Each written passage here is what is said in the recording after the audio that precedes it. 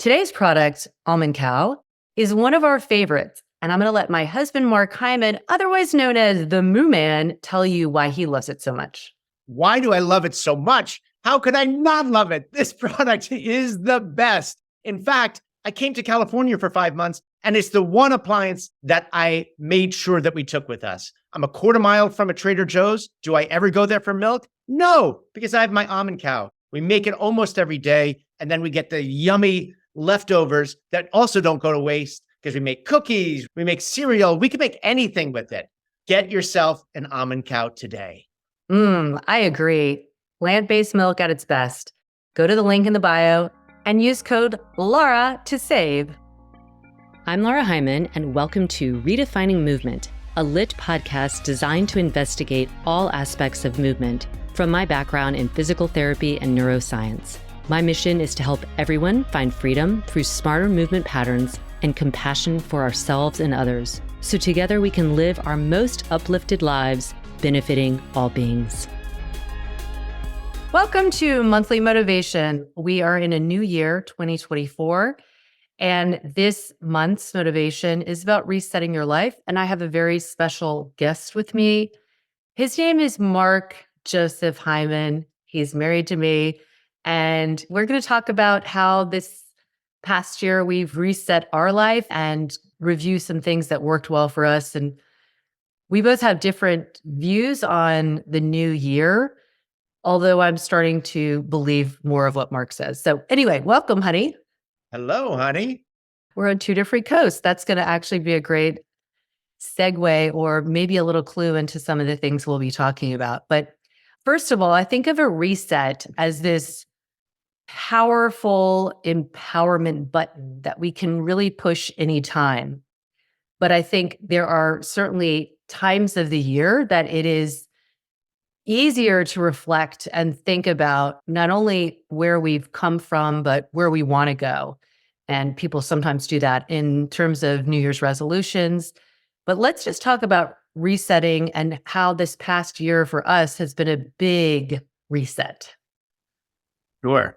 When you're saying that we look at New Year, assuming you meant not just 2024, just how we deal with New Year's resolutions. And it's just, for me, it's more that my German organization type manner where it's like, if I'm doing something new, first day of the week, first day of the month, first day of the year, like that just has some symmetry and makes sense to me. So I love beginnings of the year, and sometimes the expectation of what the year is going to be ends up being very different, but it's still good to be able to evaluate where things have been, choices you've made, goals that you've set. And whenever that is, it's just great to be able to say, okay, is this the road I want to be on? Or I got off path either because I let it get off path or just life took us that way. And that's what happened, I think, in 2023, where life took us in a road we weren't expecting. And then it went way off, and it ended up, sometimes you go on a different path and then you end up finding your little bit of paradise that you didn't even realize was there. Yeah. So I'm going to guide us along this so we can help others with these kind of questions. So let's dive deeper into what you're talking about. But first, everyone could also do this for yourself. The first thing is, when you're resetting, is to assess your current moment. And in that, ask yourself, how do you feel about your life right now? That's just a question that we could all ask when we want to reset, because it also gives us the honest scope of if we're really living the life we want to, day in, day out. We know that there's a lot of ups and downs. So how would you say your current situation is? It's like the tunnel that connects what has happened in this past year to where we're going. So in this current moment, what would you say? How is your life? What's going well? And maybe what's a surprise? And then you can give some backstory on why you're feeling that way. So this is a very unique little bit of time where we're apart, which this is our longest little break we've had probably in 20 years where we're apart. So that I don't love, but our current situation when you're here. Well, define here. Here right now is California for 5 months, where we weren't expecting a year ago to be necessarily that this is what we were going to be, or 2 years ago. So yeah, right now it's beautiful, sunny. I'm in a t-shirt and shorts out each day on hikes and everything. I have a lot more carefree. So the end is very different from where we started a year ago. So I guess the big takeaway is I'm here now. Right? If you asked me a year ago, it was such a different place, emotional, physical stress, everything was so different. So I guess my message would be, if you're not feeling you're in the greatest place right now, so much could change in a year. And that's a great way to look at things, is like, you have to make some choices maybe to make those happen, but so much can happen in a year. And we do have some control over those choices and what we do. So if you're feeling down, which this time of year can certainly bring about, holiday times, negative talk that you can have on yourself, try and lower the volume on that and think of the potential that can happen. Because right now, I'm just in a much better place than the end of each of the last 3 years. I would say we thought, okay, next year, that's going to be our year. Next year is going to be our year. That happened every year, even last year, like this is going to be the year. And then, I got cancer, and that wasn't really expected. It completely changed our trajectory of what we thought was going to be a year. But here we are now, and I'm in a place of gratitude and a place of happiness and joy that I definitely haven't been in for quite a while. Yeah. So everyone probably has had some struggles since COVID and during COVID, and everyone has their own story. And there was probably some highlights that came out of that as well, as we saw, because we became fully virtual, which was ultimately the environment that allowed us to make the decisions that we made for our family. But Mark, we started last January and we were like, yeah, it's a new year and all that. And then he got the diagnosis in February. So was diagnosed with prostate cancer. I think we did a podcast, or I've done some videos on that. So I'm all better now, but we were waiting to get results from the end of the year. And then in February, we found out I did have prostate cancer. My prostate was removed in June. And so with all of these things, nothing's black and white, because on the other side of black is white, or the other side of dark is light. When it's dark in one part of the world, it's light on the other part. So just how you want to see things. And it's definitely how you look at things. It ended up being, there were lots of positives. Yeah, he was able to have it fully removed. Fully removed. I didn't have to change a diet to lose a little bit of a pound. And I'm doing really well, all joking or lightheartedness aside. I'm healthy. I don't happen to have any of the side effects associated anymore with having your prostate removed. And we have major changes that have happened in our life, because some things that happened, that changed the course for us. The pandemic happened, that major changed the course for us. Seemed pretty harrowing at the time with how it affected us business-wise and choices. And one door closes, opened up and other opportunities that we took advantage of. Yeah. So health-wise, I feel like we'd probably always taken that for granted, which of course we shouldn't ever do. And I try and always talk about appreciating health, because you don't know what good health is often until it's not available. You had a health scare for sure. Fortunately, there was a kind of quick answer to it. But in addition to health stuff, we also, like many, had some financial concerns, because we were building a house that was meant to be like our second home, and it took longer and was way more expensive. We were really compressed with that feeling. And for anybody that is living in a place of financial worry, I sympathize, because we really have been so fortunate. We haven't had that. We also live pretty humbly in the sense that we're not big spenders. We spend our money on our family and on experiences. And so this was the first time that we had that feeling of, oh my gosh, is this all going to work out? That was out of our control. So at some point, you're just so in it, and it took 3 to 4 years, and there's scarcity of materials that just escalated costs. And that, coupled with the same time what was happening with our economy and our financial situation with savings and then with work, it was just a confluence of items that put a major stress on us, but that sort of gives you the opportunity to, okay, well, how are we going to deal with this? How are we going to work as a team? And so it also makes, wow, when the sun comes out, it really shines. You could feel it. You don't have the rain. Rain can be sort of bring gray skies and, Gloominess and all that. but if you don't have that, and all you have is the sunshine, you don't really appreciate it as much. Now that we're spending time out in California, we're not here all the time. And so we are just amazed at what we can do. I sort of like it the way we have it right now. We're here, spend time while our son is in school and playing basketball. So we came for a couple of months and we had that opportunity to rent and both be virtual. And some of these we can enjoy it in part because of the stresses we've had over the last year, 2 years, 3 years.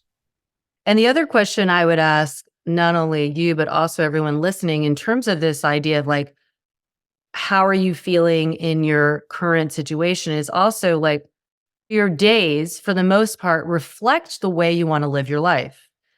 And I will say, I feel like we do that for the most part now. I mean, every day is not going to be that, but overall, when you're thinking about a reset, if you feel like most of your days aren't a reflection of the way you want to be living your life, your values, then this is the time to reset and make some small changes. And we did that. And then we had this big change all at once. Like, we became empty nesters, or I think somebody called it free flyers. Empty nest sounds so negative, and it's actually a really wonderful chapter. But we moved from our home of 20, I'd been in New Jersey for 28 years, the home that we built, just like we built the home here in Massachusetts, where we raised our kids. So we moved states, moved homes, our children were off to school. And then we decided to do also this kind of bi-coastal thing. And it might have seemed like a lot for people looking inward, but we were looking outward. But all the accumulation of our days and what we valued came to fruition there. And I give you a lot of credit. You've given me a lot more courage to make big changes that might scare some people. But I think for anybody listening, like, go there first. Are your days mostly reflecting the way that you want to be living? And how would you respond to that? I completely agree. We are fortunate in that we have each other. And these kind of changes solo, I don't know how I would have been with as much between the cancer and the empty nesting and then the moving and being out here. It's a lot. And it sounds like a lot. But the constant is we had each other. So it made everything. And that was the loudest symphony in my life. The other stuff is just, it colors it. It colors music that's been the same, the constant. So I think that really helps, that you need some constant, whether it's a partner or good friends or family.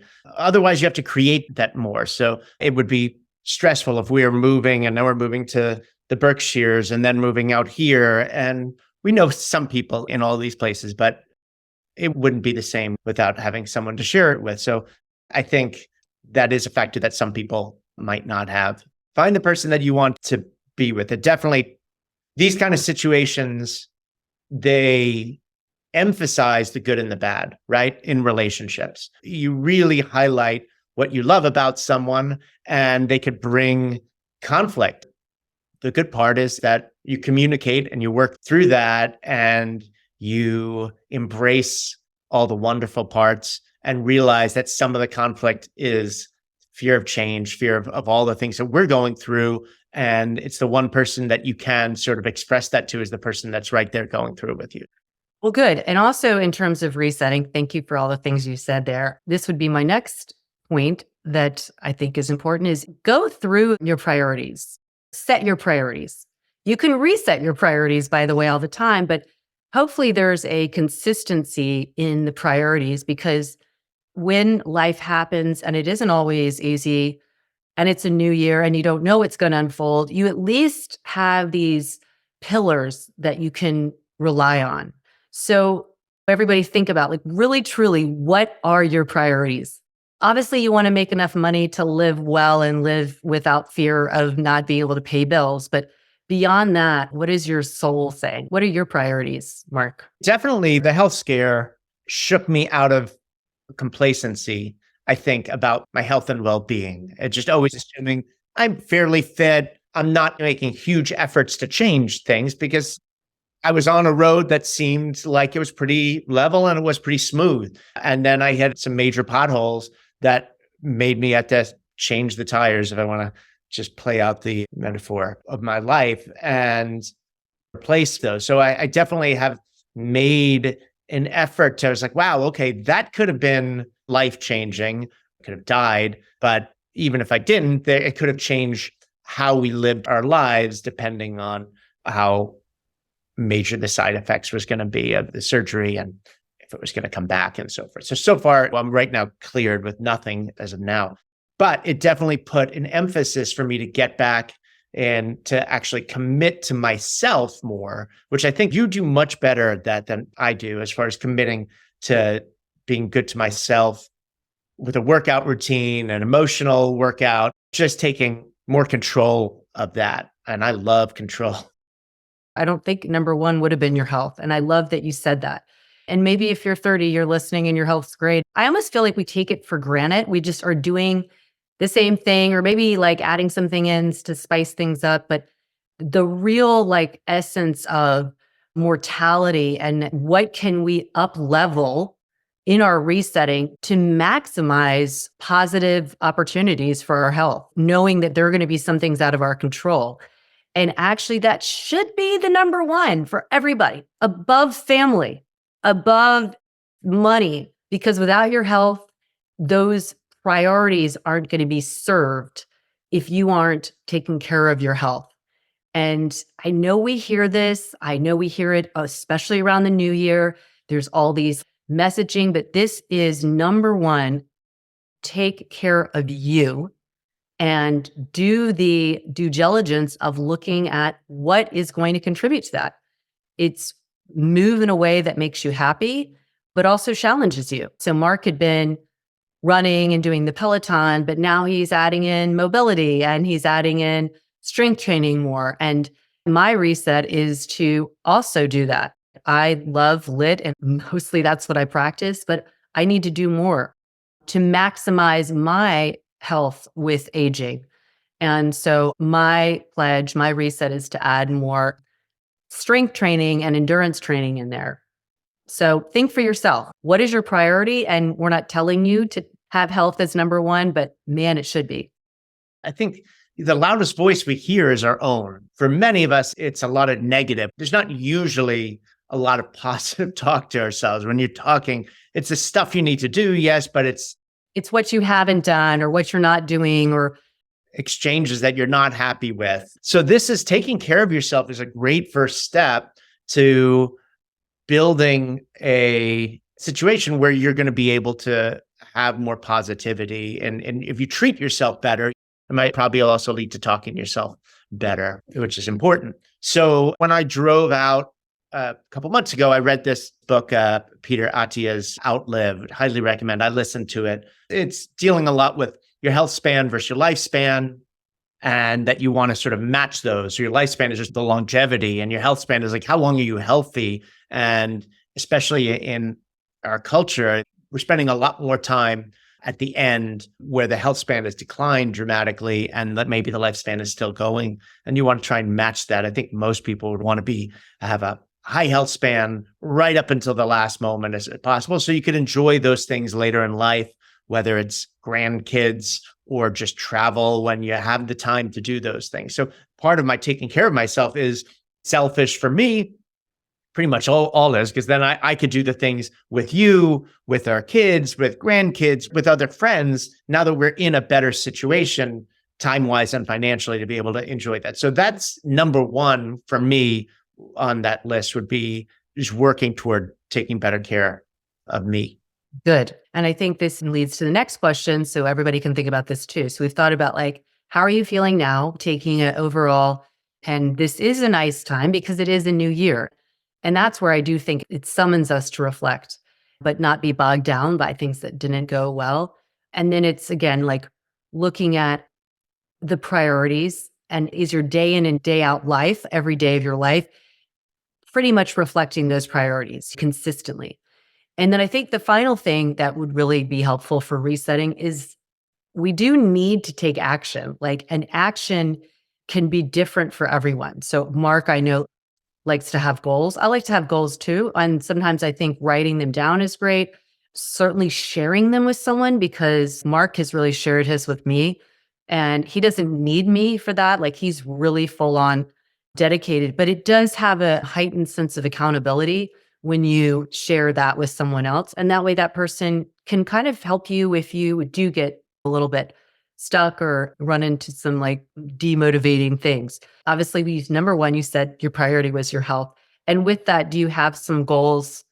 Just came to mind to tag on to what you were just saying. There's something about speaking your truth and putting it out there. It's powerful. So to even hear your voice say those things, I think it's really important. But it just made me think about how in this new year and setting goals, one of the great things in Jewish culture, Jewish religion, it was with Yom Kippur at the beginning of the Jewish New Year. It's a reset in forgiving yourself and forgiving others. So you could try to start with a clean slate for yourself. And I think that's really important. Again, I just find that right now, things are tough and we're tough on ourselves and we're tough on others.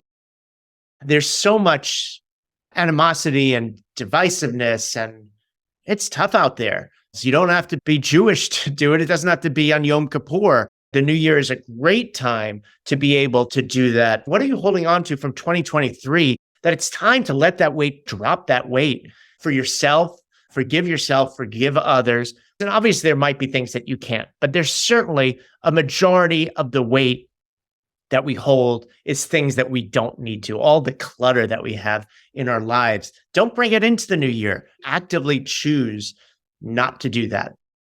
And so an action or a goal could be for us this time last year, we gave ourselves 6 to 7 months of slowly decluttering our house to prepare for a move. That had to happen.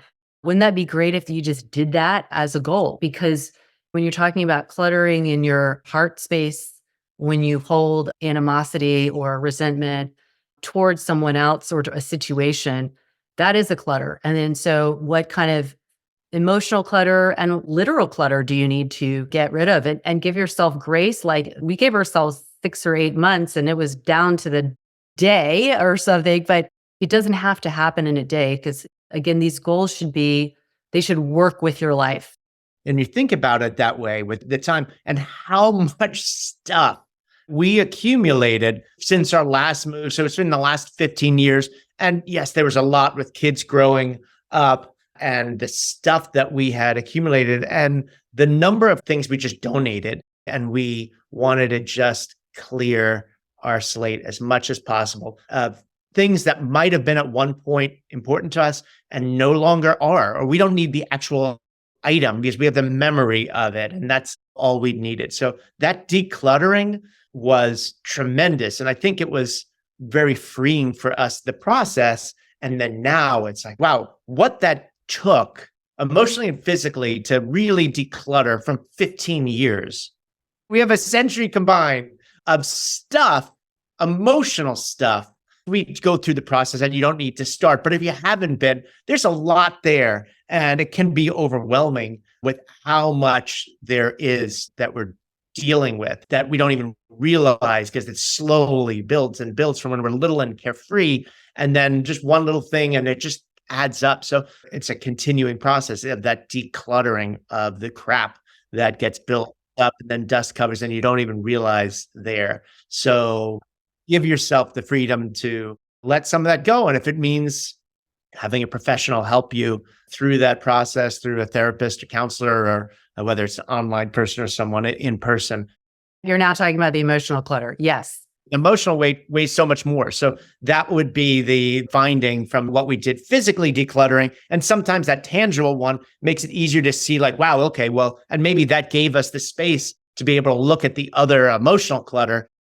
I think, again, yeah, this is a great time to reset. So goals can be, and they should be, physical, meaning for your health, environmental, meaning for your home, the place you live in, but also the people you surround yourself with, Is there decluttering you need to do there or resetting you need to do there? I think mentally we need a reset, and that could be like not taking in all the negative news and guard your well-being. It's not like burying your head in the sand, but it's really balancing getting good news sources, but not just living in the negative state.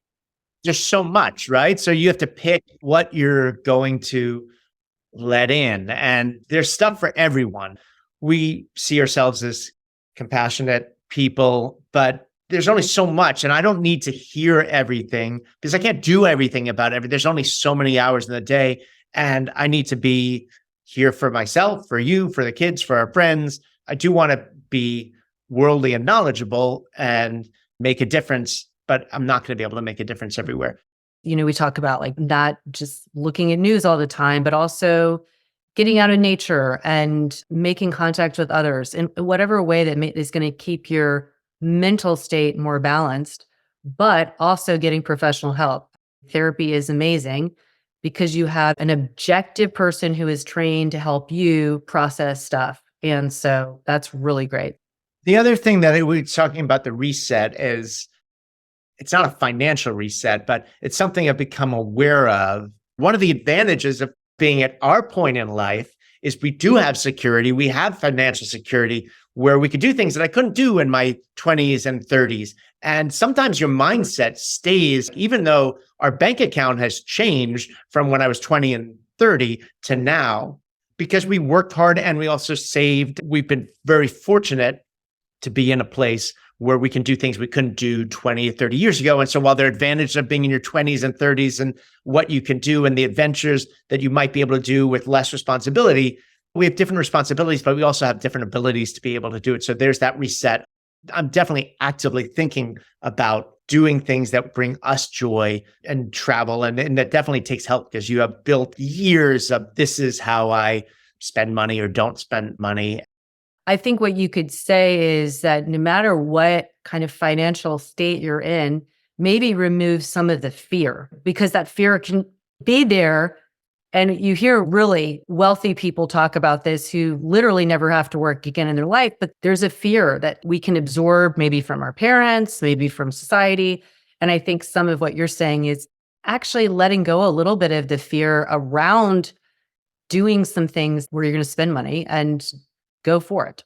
There are people that are probably in the other situation, might have come from lots of wealth and grew up with that, and maybe are not in that situation, but are still living that, which is also not healthy. So it's like, do a check-in. Where are you now? What can you do? And maybe you can't do some of the things that you want to do, and that's fine because it'll put stressors on your life that you really wouldn't want to have. And maybe you are in a place where you can do stuff. So it's just about checking those different categories and being present with where you are financially, emotionally, physically in your relationship. So that would be one for me as far as a goal is doing more for us and for the people we love because we can right now, or we're in a better place for that. And also cherishing friendships, which we now have to work a little bit harder on because of our situation. I think it's going to give us more opportunities because we're in a more isolated place in New England than we were. But because of the pandemic, we got used to that. And now it's just making those efforts to put ourselves out there. It's just what life's about. So I'm definitely trying to take my ego out and reach out more to people who might not be reaching out to me. And that's hard, right? Like I enjoy this relationship. I enjoy the time we have together. So I'll put myself out there. At some point, maybe you keep on getting ghosted by some people, but if you're just putting yourself out there, and I think I definitely want to be doing that. That's something I would want to put more effort into in the new year because I find so much joy when you make connections with someone who you have history with, or even that you don't, that you're making those kind of connections. That's what it's all about. Yeah, I love that. So I think we can wrap it up by saying there's a lot of ways to reset, and it's just putting pen to paper, by the way. I'm a huge fan of that because there is a different neural wiring when you write it out. Like Mark was saying, write it out, journal about it, say it. You can certainly share it with somebody. You don't have to. And if it feels overwhelming to think of all the categories, just think of how they're all interwoven. Because again, financially is how you're spending your money, a reflection of your priorities. Like if your priority is your health, then why aren't you spending? Like a lot of people sometimes will not spend money on this is too expensive. I'm not going to buy organic, or I'm not going to belong to a gym or a yoga studio or something because it's too much money. It's like that's priority. That really loop back into like, are all these different elements in your life serving your priorities financially, mentally, physically, environmentally, socially? Sometimes having someone who has your back be able to remind you of like, we talked about this is what you were saying you were passionate about. So we have each other. If you can have someone where you could share these, have a discussion like we're talking about now, bring up these things. Like it's the beginning of the year and have someone, whether it's check-ins and having someone who you care about, who knows you, write it down, but then be able to express it, because you will find when the person's asking you questions and you're able to verbalize it, it sort of gives you another sense of truth and somebody who can keep you there. Absolutely. And what we're all doing is building compound interest. Change is slow, but it's powerful because you put in little deposits, then it grows. And so the idea is that it is great to do at the beginning of the year. Yeah, you could do it every day, but that's probably not realistic. It is more realistic to have a review of the past year, feel where you are now, what you want to do differently, and then write it out and go for it. And just keep checking in and keep being true to your priorities and your values, and most of your days being a reflection of that. You're just talking about this review.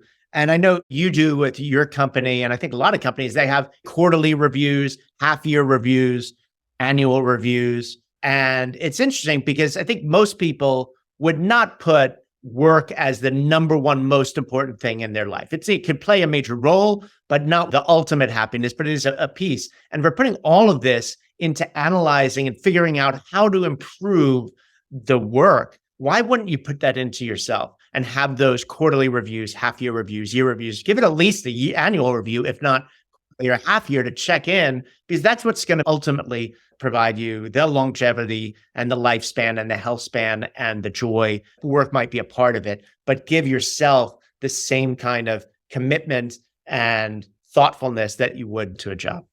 I love that, honey. I'm so glad you brought that up. And actually, when we do our quarterly reviews, we'll say, name 3 things that went well and that didn't went well in both your professional and personal life. And we share that as a team. And that's a really helpful exercise too, because you're reflecting, and that can be what you want to do differently. So that was great. Thank you. You're so cute. I love you. Love you too. All right, everybody. Reset button. It's your personal empowerment button. It's available to you. And we hope you enjoyed this. Please write us something, rate and review, but you could also write us directly at lara@lityoga.com and tell us that you want to have Mark Heimann back on here for a monthly motivation. Monday motivation with Mark. That's right. That'd be a handful. All right. Happy New Year, everybody. And as always, I'm pulling for you. Thank you for joining us on this episode of Redefining Movement. If you like what you've heard, please like and subscribe wherever you get your podcast. Feel free to leave us a rating and review or share with someone you know. Check us out at www.litmethod.com.